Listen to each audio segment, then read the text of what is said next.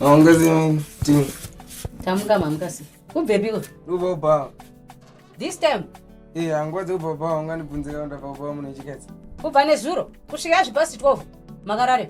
Yarara boyko. Dzokera kwakarara. Ndidzokere kwakandarara. Aiwa kwakarara. Musamjinetsa mimi. Kwakarara. Mukadzi wangu kutanga. Ndanotora kutokuta.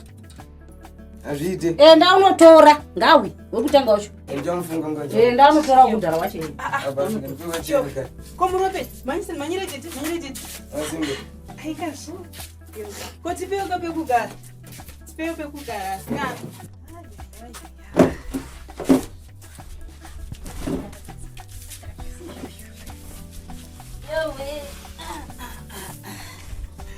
Asimbe ndamekuti. Komakadi kwamsema. Tiri kwesi. Tinofara isu amenomurise iwe. Tiri kwesi ngaende kuzvilo. Ndizeko nayo. Tinofara disi baba makadi. Tiripo yedu makasimba. Tiripo. Kana makasimba yenyu zvinokudzwa. Akanaka. Hakuna kokanaka amai. Vanangu.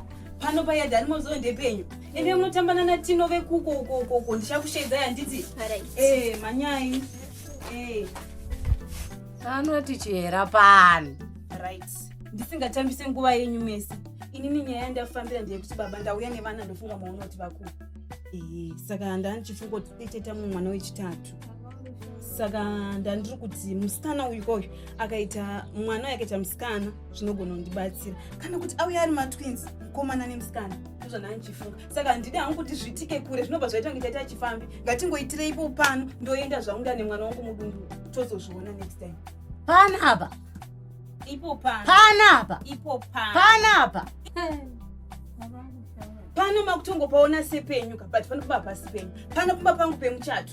Inini. Saka ndichauya hangu nevemutemo. Izvo zvindiri kumbokusiya. Izvo pane nguva ndafambira ndikuda mwana. Chete ndo zvandafambira. Handingazoti inini nge game park ndoti shumba ndoti mhofu ndoti chi. Ndikuda ngoita mhofu wangu muchiti. Baba munosara muchipedzerana nemukadzi wenyu uyu tapedza. Inini ndikuda mwana. Indine muchato kai.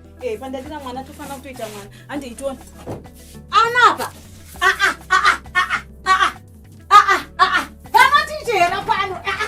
Pano chera pano. Aisu. Na baba mwana.